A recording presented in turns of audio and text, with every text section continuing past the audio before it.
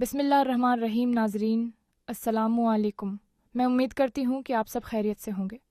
یہ ویڈیو آپ کے لیے بڑے فائدے کی ہے، اس لیے اس کو مکمل ضرور دیکھیے گا. میرے پاس میری ایک دوست آئی جو مجھے کافی پریشان لگ رہی تھی. اس نے مجھ سے اپنی ذاتی پریشانی شیئر کی. اس نے بتایا کہ اس کے شوہر نے اس پر دباؤ ڈالا کہ وہ اپنی ماہواری کے دوران اپنے ہاتھوں سے مجھے جنسی تسکین دے. جب اس نے انکار کیا تو اس کا شوہر ناراض ہو گیا اور اس کے بعد سے دونوں کے درمیان جھگڑے جاری ہیں. ایک دن اس کا شوہر شدید غصے میں دفتر گیا اور وہاں بھی بہت ناراض ہو رہا تھا. دوسری طرف میں بھی پریشان تھی. بعد میں اس نے مجھے فون کیا اور مجھ سے کوئی حل مانگا. میں نے اسے تسلی دی اور کہا، فکر نہ کرو، میرے پاس آؤ اور آرام سے بات کرو. ہم اس مسئلے کا کوئی نہ کوئی حل نکال لیتے ہیں. اس نے حامی بھر لی اور کہا کہ وہ بہت جلد مجھ سے ملنے کے لیے ہوئے گی. پھر ایک دن وہ میرے پاس آئی. میں نے اس کا پرتپاک استقبال کیا اور اس کی بات سنی. اب جو میں نے اسے سمجھایا وہ میں آپ سب کو بھی بتانا چاہتی ہوں، لہٰذا براہ کرم ویڈیو کو آخر تک دیکھیں اور میرے چینل سبسکرائب کریں. شکریہ. اسلامی شریعت میں میاں بیوی کے تعلقات کے حوالے سے کئی اصول اور رہنما خطوط موجود ہیں. اسلام میں نکاح کے ذریعے مرد اور عورت کے درمیان جسمانی تعلق جائز ہوتا ہے، لیکن وہ صرف جائز اور درست طریقے سے ہونا چاہیے. میاں بیوی ایک دوسرے کے لیے حلال ہیں اور ان کے درمیان کسی بھی طرح کے شرعی تعلقات میں کوئی رکاوٹ نہیں ہے.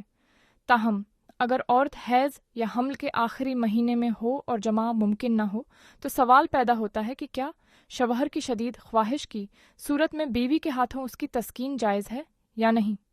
خود لستی مشت زنی اسلام میں حرام سمجھی جاتی ہے، لیکن اگر شوہر کی خواہش شدید ہو اور اس کے گناہ میں مبتلا ہونے کا اندیشہ ہو تو اسے چھوڑنا بھی حرام ہو تو کچھ علماء اس بات کی اجازت دیتے ہیں کہ بیوی اپنے ہاتھ سے اس کی تسکین کر سکتی ہے، مگر شوہر کو خود ایسا کرنے کی اجازت نہیں.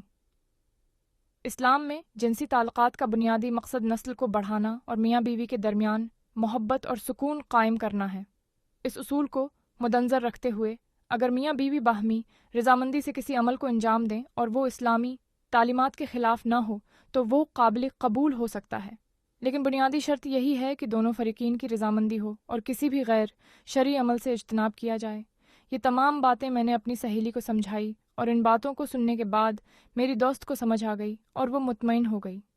میں نے اسے چائے پیش کی اور جب وہ واپس جا رہی تھی تو اس نے مجھے دعائیں دیں. میں نے اسے گاڑی تک چھوڑا. ناظرین، یہ تمام کہانی ایک فرضی کہانی ہے. اس کو مقصد آپ لوگوں کو دینی معلومات فراہم کرنا ہے اور میاں بیوی کی زندگی میں مختلف موڑوں پر نشیب وفراز اتے رہتے ہیں. لہٰذا ایسے موقعوں پر جہاں تک ہو سکے دونوں کو سمجھوتا کر لینا چاہیے اور دونوں کو خدا سے ڈرتے ہوئے اپنی زندگی بسر کرنی چاہیے اور ہر قسم کے بے حیائی کے کاموں سے بچنا چاہیے. اللہ تعالی ہم سب کو سمجھنے کی توفیق عطا فرمائے. آمین. اگر آپ کو میری یہ ویڈیو پسند آئی ہے تو چینل کو سبسکرائب کرنا نہ بھولیں. شکریہ. اللہ حافظ.